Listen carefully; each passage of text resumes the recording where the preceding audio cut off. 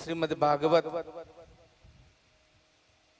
सप्ताह ज्ञान यज्ञ महाराजा कोल्ड स्टोरेज द्वारा आयोजित एमा अत्रे उपस्थित श्री भैरव दादानी जेमना पर परम कृपा छे एवा भैरव उपासक श्री गिरीश भाई बापजी, मंचस्थ व्यासपीठ पर बैठेला श्री पुरुषोत्तम भाई शास्त्री, सहायक पुरोहितो अने अत्रे पधारेला तमाम भक्तजनों,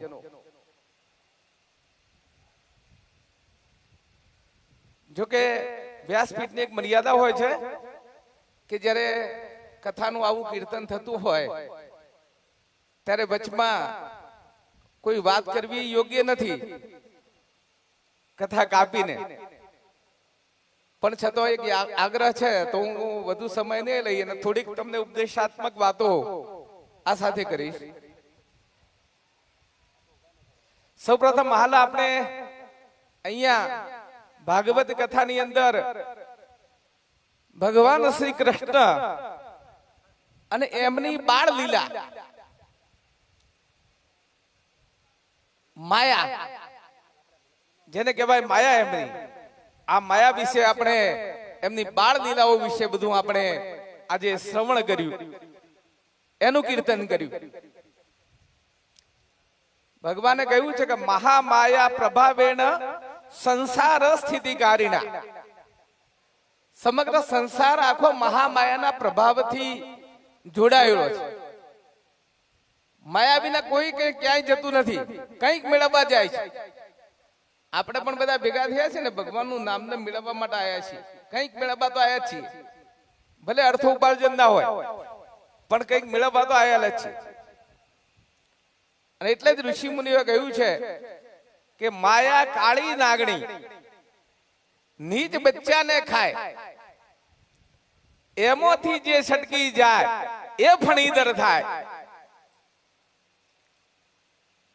આપણા ઉપર આ જે આવરણ છે માયાનું, એ માયાનું આવરણ જો દૂર થઈ જાય અને એમાંથી જો આપણે બચી જઈએ, જેમ નાગણી કાળી નાગણી અનેક બચ્ચાઓને જન્મ આપે છે પણ બધા જ બચ્ચા પોતે ખાઈ જાય, એમાંથી કોઈ એકાદું છટકી જાય તો જ એ ફણીદર નાગ થઈ શકે છે। આવી માયા છે અને એવા કરોડો લાખોમાંથી કોઈ એકાદ પુરુષ જ આવો છટકી જાય છે, એ જ આવો મહાયોગી બની શકે છે। બધાની તાકાત નથી કે આપણે યોગી બની શકતા હોય, પણ આપણે વિચાર ક્યારે કર્યો છે કે ભગવાનની આપણી માયા સાંભળી એની અંદર કૃષ્ણ હંમેશા યશોદા આગળ ખોટું જ બોલ્યા છે। કેમ? શાસ્ત્ર તો કહે છે સત્યમ વદ, ભગવાને કહ્યું છે સત્યમ વદ। ભગવાન જૂઠું બોલે અને તમને એમ કહે છે સત્યમ વદ। ભગવાને એમ કહ્યું છે કે આ બધી માયા છે ને માયા જૂઠ છે, એ સમજાવવા માટે ભગવાન જૂઠું બોલ્યા છે, લોકોને સમજાવવા માટે જૂઠું બોલ્યા છે ભગવાન, અસત્ય નથી। શ્રવણ કરીએ તો આપણું મન એની અંદર પરોવાયેલું હોવું જોઈએ, આપણે શું સાંભળી રહ્યા છે એની કમસે કમ આપણને ખબર પડવી જોઈએ, તો જ આપણને જ્ઞાન થાય। અને એના માટે જરૂરી છે મન, કારણ કે શાસ્ત્રમાં કહેલું છે મન એવ મનુષ્યાણામ કારણમ બંધ મોક્ષયો, માનવ જીવનમાં બંધન અને મોક્ષનું જો કોઈ કારણ હોય તો એ મન છે। અને આ મન કેવું છે એની એક ટૂંકી વાત તમને કરી દઉં, સાથે વાત નીકળી છે તો મનની તમને ટૂંકી વાત કરી દઉં કે આ મન નામના એક મનુભાઈ હતા, વાર્તા તમને કહું। અને આ મનુભાઈ પોતે ચાલતા ચાલતા ચાલતા જંગલમાં ફરવા માટે નીકળ્યા। મનુભાઈ જંગલમાં ચાલતા ચાલતા નીકળ્યા, ઉનાળાનો દિવસ હતો, સખત ગરમી ને તાપ હતો, બપોરનો 12:30-1 નો સમય થઈ ગયો હતો અને ગરમી ખૂબ લાગતી હતી। એવામાં એક વૃક્ષ આવ્યું, વૃક્ષના છોયલા નીચે મનુભાઈ બેઠા, એમને વિચાર કર્યો કે અહીંયા વૃક્ષની મને ઠંડક મળશે, એટલે ત્યાં બેસીને એમને કલ્પના કરી કે અહીંયા મને ઠંડક મળે તો સારું। ગરમી લાગી છે અને ઠંડક લાગે તો સારું. અને એવામાં એસી પવનની માફક એકદમ ઠંડો પવન આવે. આટલી સખત ગરમીમાં એકદમ ઠંડો પવન આવે. મનુભાઈએ કહ્યું હાશ, બહુ સરસ, કેટલો બધો ઠંડો પવન આવે, મજા આવી ગઈ. થોડો થાક પણ ઉતર્યો, થોડું શાંતિ પણ થઈ. મનુભાઈએ ફરી વિચાર કર્યો કે પીવાનું પાણી મળ્યું હોત તો સારું. અને વૃક્ષના ઉપરથી એકદમ ઠંડા પાણીની મટકી ઉપરથી ઉતરી મનુભાઈના આગળ. મનુભાઈએ જોયું, ઓહો, ભગવાને કેવી કૃપા કરી, ઠંડુ પાણી મને આપી દીધું. મનુભાઈએ ઠંડુ પાણી પીધું. મનુભાઈને ખૂબ આનંદ થયો. મનુભાઈને ફરી વિચાર આવ્યો કે પાણી તો મળ્યું પણ બપોરનો ટાઈમ થયો, ઘેરથી ભોજન તો લાવ્યો નથી, ભૂખ લાગી છે ચાલતો ચાલતો. અને જો કદાચ અહીંયા મને જમવાનું મળી ગયું હોત તો કેવી મજા આવત. બસ મનુભાઈ નો વિચાર થયો અને વૃક્ષ ઉપરથી 32 ભોજન 33 શાક આખો થાળ નીચે ઉતર્યો મનુભાઈના પગ આગળ. મનુભાઈએ આ ભોજન કર્યું, એટલો બધો આનંદ આવ્યો, ક્યારે આવું ખાધેલું નહીં. અને મનુભાઈને આનંદ આવ્યો, એકદમ આનંદ આવ્યો. મનુભાઈ ખુશ થઈ ગયા. એમને કીધું ભગવાને કેવી સરસ કૃપા કરી મારા ઉપર. પવન પણ ઠંડો આપ્યો, પાણી પણ ઠંડુ મને આપ્યું, અને મિષ્ટાન વાળું સારું ભોજન આપ્યું. ખૂબ આનંદ આવી ગયો. પણ હવે અહીંયા એટલી મજા છે, આ વૃક્ષ નીચે એટલો આનંદ છે કે અહીંયા જો આ બપોરનો સમય થયો ને ઘડીક જો ઊંઘવા માટે કંઈક મને વ્યવસ્થા મળી ગઈ હોત તો હું અહીંયા આરામથી 2-3 કલાક નીંદર લઈ લો. એવી મનુભાઈએ કલ્પના કરી. અને એવામાં તો ઉપરથી ફર્સ્ટ ક્લાસ પલંગ નીચે ઉતર્યો, ગાદલું, રજાઈ, ઓશીકું, ઓસાડ પાથરેલો પલંગ આવ્યો અને મનુભાઈ એની અંદર બેઠા. વાહ ભાઈ વાહ, શું ઝાડ છે, જે કલ્પના કરી આવી જાય. ખૂબ સરસ ઠંડો પવન આવે છે, પલંગ આવી ગયો. મનુભાઈએ શિકા પર માથું મૂકી ઊંઘવા માટેની તૈયારી કરી કે બસ હવે તો હું નિરાંતથી ઊંઘ લઉં. ત્યાં મનુભાઈને વિચાર આવ્યો કે જંગલ છે ઘોર, અહીંયા હું ઊંઘી જઈશ અને કદાચ જંગલી જાનવર વાઘ આવશે તો ખાઈ જશે. અને એટલામાં તરત જ વાઘ આવ્યો અને વાઘ મનુભાઈને ખાઈ ગયો. મિત્રો, આ મનુભાઈની વાત નથી, આ આપણી વાત છે.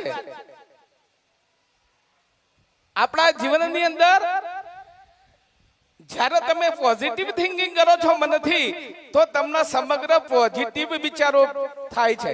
એટલે તમારા શાસ્ત્રમાં પહેલા શ્લોકમાં કીધું છે, આલો ભદ્રાહ ક્રતવો જંતુ વિશ્વતઃ. ચારે બાજુઓ, ચારે દિશાઓ, બધેથી મને ભદ્ર શુભ વિચારો પ્રાપ્ત થાવ. Positive thinking. દુનિયાના કોઈ દેશની અંદર સંસ્કૃતિ નથી, વિચારધારા છે. ભારતમાં જ સંસ્કૃતિ છે. અને આપણે પાશ્ચાત્ય દેશોની નકલો કરી અહીંયા એનું શિક્ષણ લાયા છીએ. આ દેશની આ સંસ્કૃતિનું શિક્ષણ એ સ્પર્ધાત્મક નતું. આપણે સ્પર્ધાત્મક લાયા. પહેલો નંબર આવ્યો, બીજો નંબર આવ્યો. કોઈ પણ છોકરાને પહેલો નંબર ના આવવો જોઈએ. જો શિક્ષક છોકરાને પહેલો નંબર આપે ને તો એ ખોટું છે.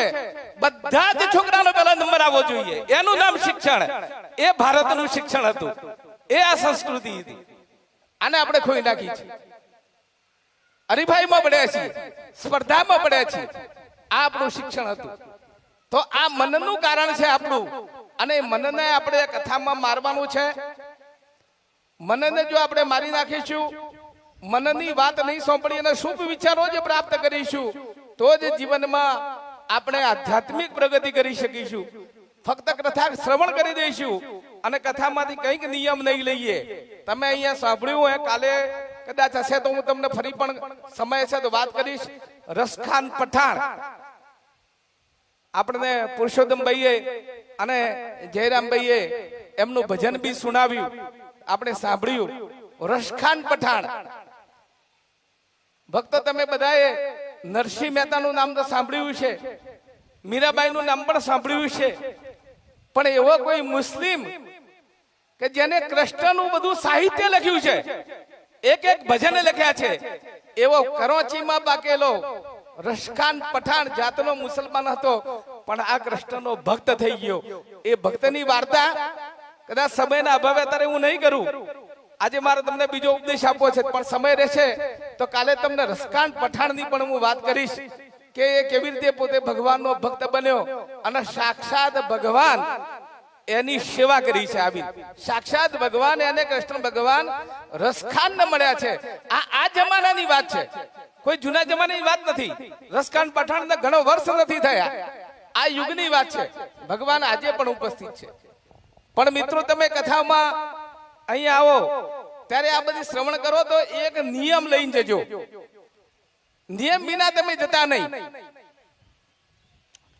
અને નિયમ એવો પહેલો લેજો કે તમારામાં જે કઈ બુરાઈઓ છે, જે કઈ વ્યસનો છે, ફેશન એ પણ વ્યસન છે એટલે જેને ફેશન શબ્દ વાપરવામાં આવ્યો છે,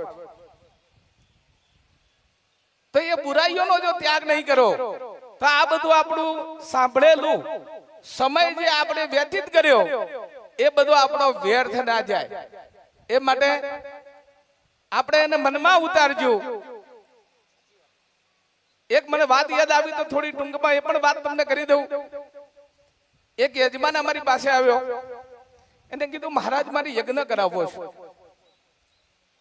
ભાઈ યજ્ઞ કરવાનું તો અમારું કામ છે, યજ્ઞ તો અમે કરી દઈશું બ્રાહ્મણો બોલાવી. ના ના કે એવો નહીં, કોઈ એ ના કરે હોય એવો યજ્ઞ કરવો છે, જોરદાર જોરદાર યજ્ઞ કરીશું. બધા પંડિતો મારી પાસેથી યજ્ઞ જોરદાર કરાવીશું.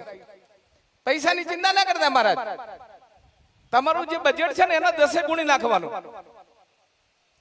10 બજેટ ગુણી નાખવાનું. તમારે 10 ગણા તમને પૈસા અમે આપીશું, પણ યજ્ઞ તમારે અમારો કરી આપવાનો. કીધું કરી આપીશું યાર, એમાં તો કોઈ પ્રશ્ન નથી.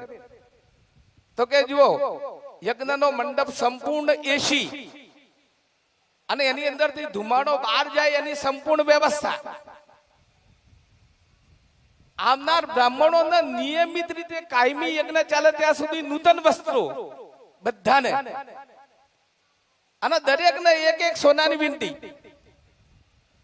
પ્રવેશ કરે. એ દાડે એક બ્રાહ્મણ દીઠ 5 માણસ સેવામાં. તમે 100 બ્રાહ્મણ લાવો તો મારા 500 માણસ તમારી સેવામાં રહેશે. આવો મોટો યજ્ઞ કરવો છે. સાહિત્ય તમારે જે લેવું હોય લેજો, પૈસાની ચિંતા ના કરતા. તમારા બજેટના 10 ગુણવાનું છે, હું બજેટ નથી આપતો. પણ ફક્ત મારી એક શરત.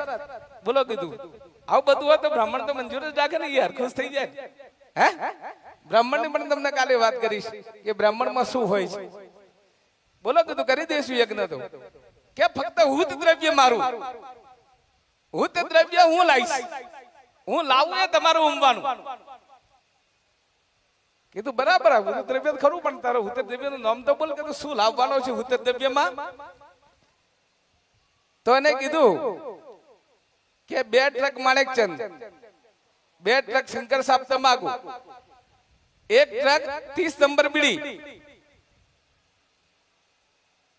2 ટ્રક ઇંગ્લિશ દારૂ, 3 ટ્રક દેશી દારૂ. આ બધું મહારાજ તમારે ઘીની જગ્યાએ દારૂ ઊંઘવાનો અને જવતલની જગ્યાએ આ ઊંઘવાનું, બાકી તમારે યજ્ઞ કરવાનો. અમે કીધું તારા ઘેર જા ભાઈ, આ યજ્ઞ ના કહેવાય, આ તો સત્યાનાશ થઈ જાય, તારું ખરાબ થઈ જાય, દુનિયાનું ખરાબ થઈ જાય. એટલે અમારે પૈસા નથી જોતા, અમે એમને રહીશું, અમારું નહીં ચાલે તો અમે ભૂખા રહીશું, ઉપવાસ કરીશું. આ યજ્ઞ ના થાય. આવો યજ્ઞ થઈ શકે? મિત્રો વિચારો. એને કેટલા સાધુ સંતોને આમંત્રણ આપ્યું કે મારે એવો યજ્ઞ કરવો છે. કોઈ સાધુ સંત તૈયાર ન થયો યજ્ઞમાં આવવા માટે, દર્શન કરવા માટે. કોઈ થાય? તો ભગવાને કીધું છે અહમ વૈશ્વા નરો ભૂતવા પ્રાણી નામ દેહમાશ્રિતે. તારા શરીરમાં હું પોતે રહેલો છું જઠરાગ્નિ તરીકે, અને એની અંદર તું આ તમાકુ નાખે છે, આ એમાં ઓમ કરે છે. તું આ ઊંઘવાની વસ્તુ છે. જો બ્રાહ્મણો જવતલ સિવાય બીજી ઊંઘવાની ના પડતા હોય તો તારા શરીર રૂપી એની અંદર તો મેં બનાવ્યો છે કુંડ.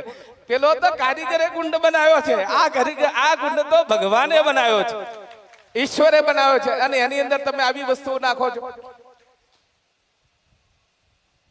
સફળ થાય તમારો જન્મારો. એટલે વ્યસન હોય મિત્રો તો હવે સમજી અને વ્યસન મૂકી દેજો, આનાથી બધા દૂર રહે છે. શાસ્ત્ર એની વિરુદ્ધ છે. આ નિમિત્તે આપણે વ્યસન છોડી દેજો. એક વાત હું તમને કહી અને મારી વાણીને વિરામ આપું કે નિયમ શું હોય છે. નિયમની ઘણી બધી વાતો હોય છે, નિયમ નિભાવવાની ઘણી બધી વાતો હોય છે. આવી જે કથા ચાલતી હતી વ્યાસપટ પર, વ્યાસજી પોતે પધારેલા હતા, પોતે કથા કરતા હતા અને અમને એવું કહ્યું કે એક નિયમનું પાલન કરે એને ઈશ્વર મળે.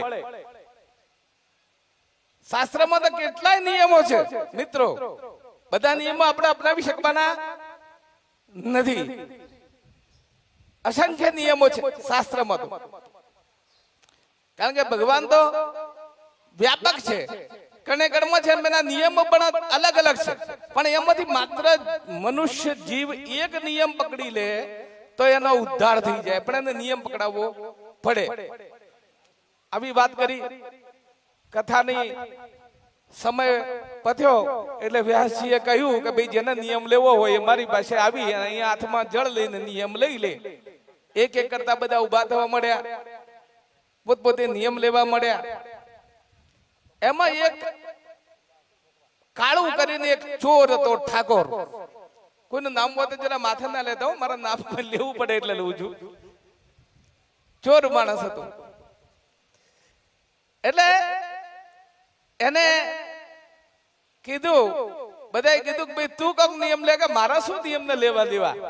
અરે કે નિયમ લે, ઉદ્ધાર થઈ જશે. બધા લો છે, તું શા માટે બાકી રહ્યો છે? એક લેવાનો છે. એ તો પોતે આવ્યા વ્યાસજીની પાસે કે મહારાજ મારા નિયમ લેવો છે. તો મહારાજ કે હું કહું એ નિયમ લેવો. ના મહારાજ, તમે એક નિયમ આલો, મારે તમારો એક નિયમ લેવો. હું નિયમ લઉં તમારી આગળ, અને એક નહીં 3 લઉં. હું બારવટીયો બહાદુર છું. આ તો બધી આમ જનતા છે. 10 માણસો મારા આગળ આવ્યા હોય તો હું પાછા પડી દેવો તાકાતવાન છું. એક નિયમ થી ના ચાલે, મારે હું 3 નિયમ લઉં. બોલો તો કે મહારાજ કે બધા વચ્ચે જાહેર કરો કયા 3 નિયમો લો છો. તો એને 3 નિયમો લીધા. મહારાજ કે બોલો. કે મહારાજ પહેલી વાત સાંભળો, હાથી ઉપર બેસીને વરઘોડું નહીં કાઢું. કહો ભાઈ હવે હમણાં તો ઘેર શું વલ્લો કુસ્તી કરતો હતો, ઝૂંપડા જેવું ઘર હતું, અને કોમ બધો કોઈ હારો તો એમનું કોણ વરઘોડું કાઢવાનું હતું. એટલે એમને કીધું કે હાથી પર બેસીને વરઘોડું નહીં કાઢવું જીવનમાં, એ મારો એક નિયમ. બરોબર મહારાજ કે બીજો નિયમ બોલો. તો કે મહારાજ બીજો નિયમ મારો એવો કે હોનાની થાળીમાં જમવું નહીં કદી જીવનભર. હવે માટીના વાસણમાં ખાવાનું હતું, તોબા પિત્તળનો ફોફો હતો, સ્ટીલનો ફોફો હતો, ત્યોવડી હોનાની થાળી કયો ખાવા મળવાની હતી.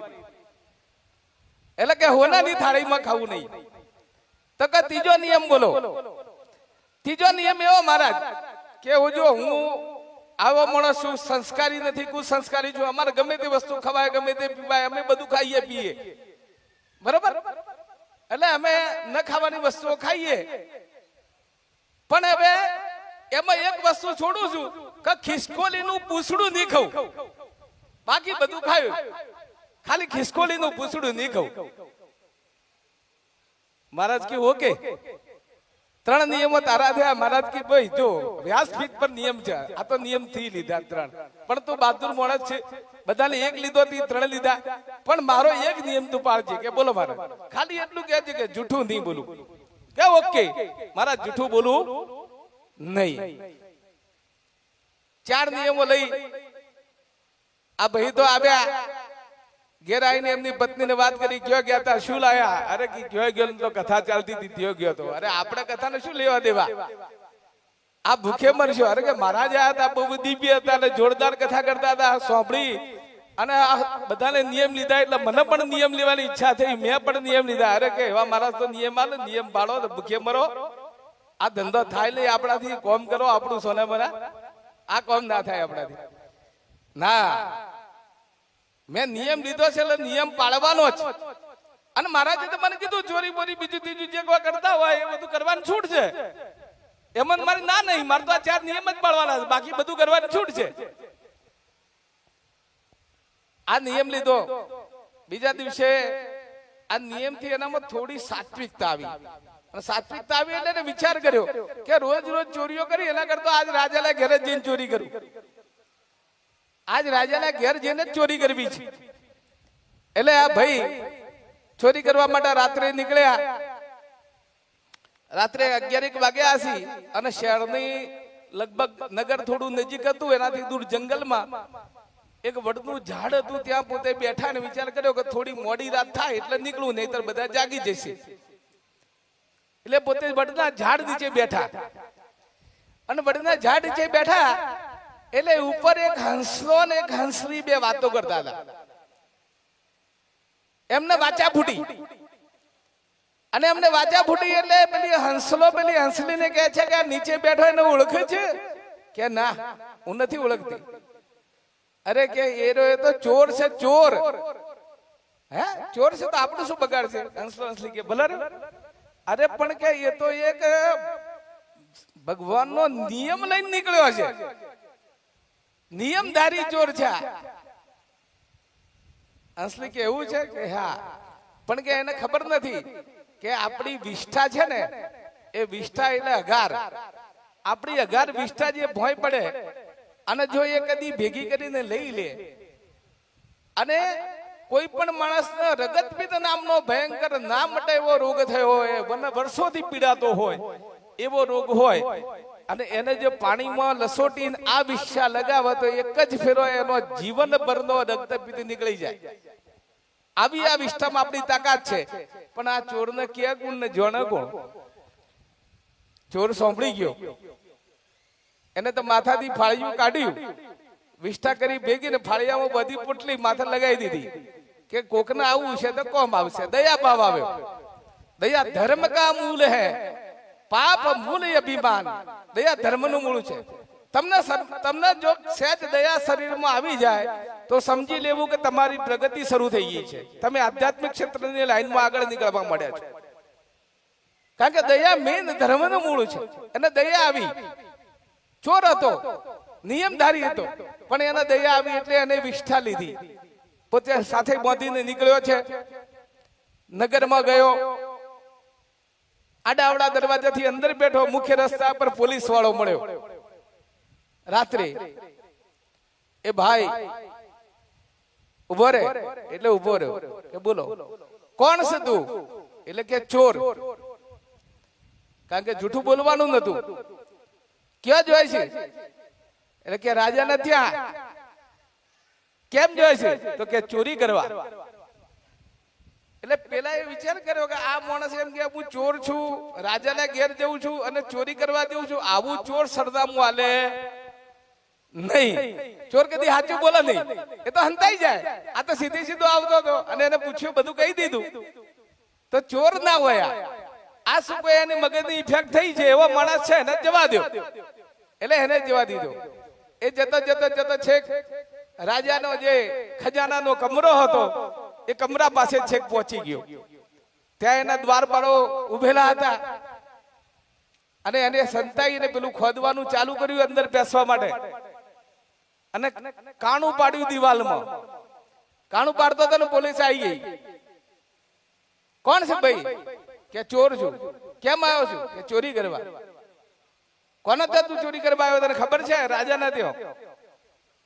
એને શિક્ષા શું હોય? રાજા તને ફાંસી કરી નાખશે. ખબર છે? કે હા ખબર છે, પણ હું હવે કારણ કે ખોટું તો બોલવાનું નતું, બધું સાચું જ કહેવાનું હતું. આ અવાજ હતો ને, એ અવાજ રાજા એ રૂમમાં સાંભળ્યો. રાજાને ઊંઘ નથી આવતી, રાજા જાગતા હતા એટલે એમને સાંભળ્યો. રાજાએ અંદરથી બૂમ પાડી દ્વારપાળને કે બહાર પેલા કોઈ લોકો કોઈ માથાકૂટ કરી રહ્યા છે, એમાં કોઈ ચોર છે, એને અંદર લાવો. અંદર લઈ ગયા. રાજા એને પૂછ્યું, કોણ છે તું? કે હું ચોર છું. કેમ આવ્યો છું? કે ચોરી કરવા. કોના થયો? કે રાજા તમારા થયો. ખજાનામાં ચોરી કરવી છે. સાચું જ બોલવાનું તો ખોટું બોલવાનું નતું. રાજાએ વિચાર કર્યો કે આવો ચોર આવ્યો નથી, બધું શબ્દો હું સાચું કે એવો ચોર આવ્યો આજ સુધીમાં આવ્યો નથી. આવો ચોર. રાજાએ કીધું ભલે આવ્યો. પેલા સિપાહીઓને કીધું એને એક બાજુ કમરામાં અત્યારે એને ઊંઘવા માટેની વ્યવસ્થા કરી, એના કોરે મોરે પહેરો ભરો, સવારમાં આપણી સભા ભરાશે અને એની અંદર એની શિક્ષા નક્કી કરવામાં રાજાની આ વ્યવસ્થા હતી. રાતે રાતે બંદૂકનો ભડાકો ના મારે, એમના પણ તો વ્યવસ્થા હોય એટલે એમને તો ચોકીદારો નિમી અને એને આપી દીધું. રાજાને પેલી ઊંઘ આવતી નથી. આ ચોરને તો ઊંઘ આવત નહીં ને, ચારે બાજુ ચોકીદારો હતા એટલે રાજાને પણ ઊંઘ આવતી નથી. રાજાને વેદના થતી હતી એટલે રાજા વેદનાની બૂમો પાડતા હતા. એટલે પેલા ચોરે પેલા ચોકીદારને પૂછ્યું કે આ રાજા કેમ ઊંઘતા નથી ને બૂમો પાડે છે, તમારે આટલી બધી ચોકી છે? તો કે રાજાને એક રોગ થયો છે. શું થયો છે? તો કે રક્તપીત થયું છે અને મળતું નથી. 20 વર્ષથી રાજા રીબાય છે, કેટલાય વૈદ્યો બદલ્યા પણ મળતું નથી. ચોર કે એની દવા મારી પણ છે. રાજાએ હોબળી, રાજા કે બોલાવો એને અંદર.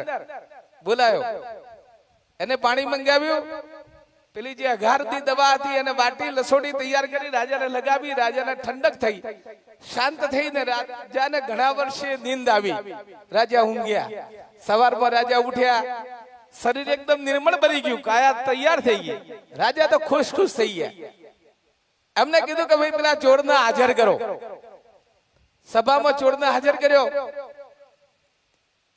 કે તમે મારા ભગવાન છો, ઘણા બધા વૈદ્યોની દવાઓ મેં કરી પણ મને આ રોગ મળતો નતો, એટલે તમે મારા ભગવાન છો, હું તમારા પર ખુશ છું. ભલે તમે ચોર રહ્યા પણ મારે તમને ચોર માનવા નથી. તમે જ મારા ઈશ્વર છો, તમે જ મને આ રોગમાંથી મુક્તિ અપાવી છે.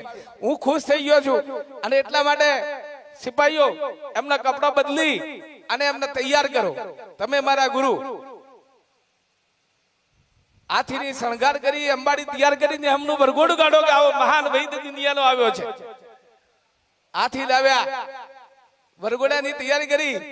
ભાઈ કે તમારે હાથી પર બેસવાની ના, નગરમાં ફરવાનું છે. કે રાજા વાત સાંભળો, બીજું બધું થશે, હાથી પર નહીં બેસું. કે કેમ? કે મારા ગુરુનું વચન આલ્યું છે મેં કે હું હાથી પર સવારી નહીં કરું, એટલે હાથી પર હું નહીં બેહું, ચાલતો હેડું તમારા હાથી. રાજા હાથ પકડી નગરમાં નગર ચર્ચા કરાવી, આખી વરઘોડું કાઢ્યું એમનું ચાલતા અને રાજા પાછો લાવે. બપોરનો સમય થયો, રાજાને ત્યાં ભોજન તૈયાર થયું, પંગત પડી અને પંગત પડી એટલે જમવાનું આવ્યું અને જમવાનું આવ્યું એટલે સોનાની થાળીમાં પીરસ્યું. પેલો ચોર કે છે રાજા થાળી છે ને? કે સોનાની. આ લઈ જો. કે કેમ? ના, હું સોનાની થાળીમાં જમતો નથી, મને તો પેલું કોહાનું વાસણ હોય તો આલો. કોસામાં જમી, સોનાની થાળીમાં. રાજા કે તમે નહીં જમ્યા હોય સોનાની થાળીમાં, આજે જમો મારા ત્યાં સોનાની થાળી છે. કે ના, મારા ગુરુને મેં વચન આપ્યું છે કે હું સોનાની થાળીમાં જમીશ નહીં. કોસાનું થાળી આપ્યું અને કોસાની થાળીમાં પોતે ભોજન કર્યું. આમને આ ચોરે કદી જીવનમાં આવું ખાધું નતું, એવું રાજ દરબારમાં જમવા મળ્યું એટલે થોડું ખવાઈ ગયું વધુ, અને વધુ પડતું ખાઈ લીધું એટલે પેટમાં થઈ ગયો મોટો દબદબો અને આફરો થઈ ગયો જોરદાર.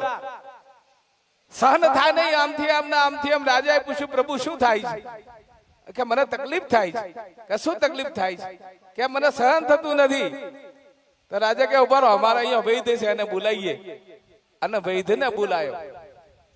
વૈદ્ય દવા તૈયાર કરી અને આપી ગયો. આટલી દવા એમને પીજો, એકદમ રેડી, થોડી વારમાં તૈયાર થઈ જશે. પેલા કે ભાઈ ઉભા રહો, પીયું તો ખરા પણ આ શું છે મને કહો, દવા શની છે મને કહો. તો કે આ ખુશકોલીનું પૂછડું નોખીને દવા બનાવી છે. તો પેલો કે હું મરી જઉં તો ભલે મરી જઉં પણ આ દવા નહીં ખાઉં. ભલે વેદના થતી પણ આ દવા હું ખાઉં નહીં. પેલો વૈદ્ય કે આના સિવાય બીજી દવા જ નથી, જીવવું હોય તો આજ ખાવી પડશે. કે જીવવું નથી, મરી જવું તો ભલે મરી જવું, બાકી નિયમ તોડવો નથી. અને સાહેબ 1 કલાક હેરાન થયા અને ત્યાં શંખ ચક્ર ગદા પદ્મમાં ધારણ કરી અને ભગવાન પેલા વૈદ્યમાંથી પ્રગટ થઈ અને દર્શન આપ્યા કે ધન્ય છે તારા નિયમને, કે તે જીવનમાં નિયમ પાળ્યો.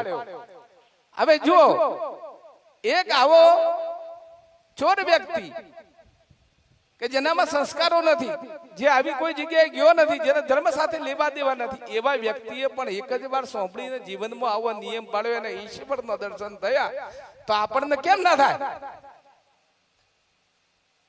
પણ આપણે પેલા કીધું એમ માયાના આવરણમાં છીએ. મહામાયા પ્રભાવેણ સંસાર સ્થિતિકારિણા, માયાના આવરણમાં છીએ અને માયાના આવરણમાંથી મનને હટાવવાનું છે. બહુ અઘરું કામ છે. એ હટાવી મીરાબાઈએ, એ હટાવી નરસિંહ મહેતાએ. આ ઉદાહરણો ભગવાને મૂક્યા છે એટલા માટે કે મારા તમારા જેવા ખોટી દલીલો ના કરે કે આવું ના થાય. એટલા માટે ભગવાને યુગે યુગે મૂક્યા છે દ્રષ્ટાંતો, પ્રત્યક્ષ દ્રષ્ટાંતો. આવા તો હજારો દાખલાઓ દુનિયામાં થયા છે.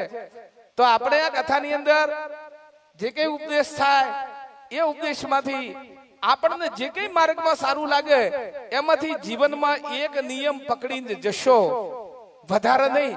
પણ આજે તમારી લગભગ 300 400 500 જેટલી સંખ્યા લાગે છે, મેં ગણી તો નથી, પણ એમાંથી 1%, માત્ર 1%, 5 માણસો પણ જો આમાંથી નિયમ લઈને જશે અને જીવનમાં જીવનભર જો નિયમ પાળશે તો આ કથા કરેલી 100% સાર્થક થશે. મહારાજા કોલ્ડ પરિવારને પણ એનું પુણ્ય પ્રાપ્ત થશે.